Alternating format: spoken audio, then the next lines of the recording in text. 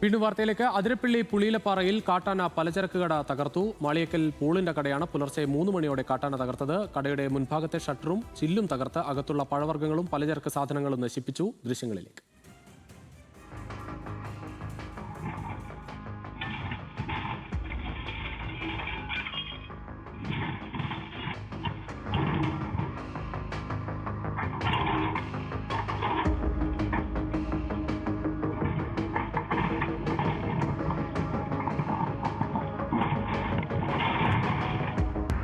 കൂടുതൽ വിവരങ്ങളുമായി Levin K Vijayan ചേരുകയാണ്. ലെവിൻ, ഒരു കട പൂർണ്ണമായും തന്നെ തകർക്കുന്ന തരത്തിൽ ഉള്ളിലേക്ക് കയറുന്ന തരത്തിലുള്ള ഒരു കാര്യമാണ് ഉണ്ടായത്. കാട്ടാന സ്ഥിരമായി ഇറങ്ങുന്ന സ്ഥലമാണോ? അവിടെയുള്ള പരാതി ഏത് രീതിയിലാണ്?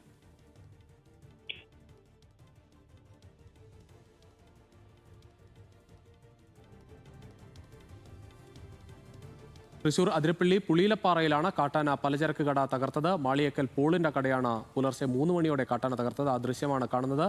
കടയുടെ മുൻഭാഗത്തെ ഷട്ടറും ചില്ലും തകർത്ത് അകത്തുള്ള പഴവർഗ്ഗങ്ങളും പലചരക്ക് സാധനങ്ങളും കാട്ടാന നശിപ്പിച്ചു. ലെവിൻ കെ വിജയൻ ചേരുകയാണ് കൂടുതൽ വിവരങ്ങളുമായി തൃശ്ശൂരിൽ നിന്ന്. ലെവിൻ, വലിയ തരത്തിലുള്ള ഒരു നഷ്ടമാണ് അവിടെ ഉണ്ടായത്. കാട്ടാന സ്ഥിരമായി ഇറങ്ങുന്ന സ്ഥലമാണ്. രുചീഷ്, അതിരപ്പള്ളി വനമേഖലയുടെ വിവിധ ഭാഗങ്ങളിൽ ജനവാസ കേന്ദ്രങ്ങളിൽ കാട്ടാന എത്തുന്നതും നാശനഷ്ടമുണ്ടാക്കുന്നതും ആളുകളെ അപകടത്തിൽപ്പെടുത്തുന്നതും ഒക്കെ പതിവ് സംഭവങ്ങളാണ്. അതിനിടയിലാണ് ഇപ്പോൾ വീണ്ടും ഇത്തരത്തിലൊരു ആനയുടെ ആക്രമണം ഒരു വ്യാപാരിക്ക് നാശനഷ്ടം ഉണ്ടായിരിക്കുന്നത്. നമ്മൾ മൂന്നാറിലെ അരിക്കൊമ്പനെ കുറിച്ച് കേട്ടിട്ടുണ്ട്. റേഷൻ കടകളും മറ്റും തകർത്ത് അരി ഭക്ഷിക്കുന്ന ആന. അത്തരത്തിലാണ് ആനയുടെ ശ്രമമാണ് അതിരപ്പള്ളിയിലും ഉണ്ടായത് എന്ന് വേണം സംശയിക്കാൻ.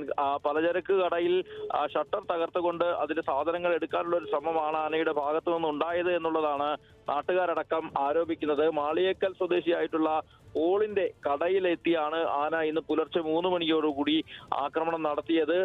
ഈ സമയത്ത് ആളുകൾ, പ്രദേശവാസികളൊക്കെ ഇവിടെ എത്തുകയും ആനയെ ബഹളം വെക്കുകയും തുടർന്ന് 4 മണിയോടുകൂടി 1 മണിക്കൂറിലേറെ സമയം എടുത്തുകൊണ്ട് ആനയെ തുരത്തി കാട്ടിലേക്ക് കയറ്റിവിടുകയുമായിരുന്നു. ഈ സമയം കൊണ്ട് തന്നെ ആന സ്ഥാപനത്തിന് നാശനഷ്ടമുണ്ടാക്കി ഷട്ടർ തകർക്കുകയും മറ്റും ചെയ്തിട്ടുണ്ട്.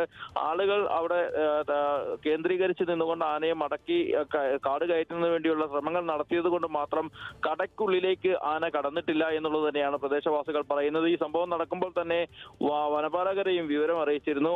നാട്ടുകാർ അവിടെ എത്തി ഈ ആനയെ തുരത്താനുള്ള നടപടികൾ ആരംഭിച്ചതിന് ശേഷമാണ് വനപാലകർ എത്തുന്നത്. ആ സമയം കൊണ്ട് തന്നെ ആന തിരികെ കാട് കയറി എന്നുള്ളതാണ് പ്രദേശവാസികൾ പറയുന്നത്. ഏതായാലും നിരന്തരമായി മേഖല കേന്ദ്രീകരിച്ചുകൊണ്ട് ആനയുടെ ആക്രമണം ഉണ്ടാകുന്നു. കഴിഞ്ഞ 1 മാസം മുൻപാണ് ഒരു കർഷകനെ ആന ഈ അതിരപ്പള്ളി വൈശ്ശേരി ഭാഗത്ത് ചവിട്ടിക്കൊലപ്പെടുത്തി. അതിനുശേഷം വനമന്ത്രി ഷിബു ബേബി ജോൺ തന്നെ നേരിട്ടെത്തി ഇത്തരത്തിൽ ജനവാസ മേഖലകളിൽ ഇറങ്ങുന്ന ആനകളെ തുരത്തുന്നതിന് വേണ്ടിയിട്ടുള്ളൊരു പരിപാടികൾക്കൊക്കെ നേതൃത്വം നൽകുകയും മറ്റും ചെയ്തു. വനംവകുപ്പ് അതിനുള്ള ദൗത്യം ആരംഭിച്ചു. പക്ഷേ അതുകൊണ്ടൊന്നും യാതൊരു വിധത്തിലുള്ള പ്രയോജനവും ഉണ്ടാകുന്നില്ല എന്ന് തന്നെയാണ് ഈ സംഭവം കൂടി ഒടുവിലത്തെ ഉദാഹരണമായി ചൂണ്ടിക്കാട്ടിക്കൊണ്ട് നമുക്ക് പറയാനാവുക. രുചീഷ്.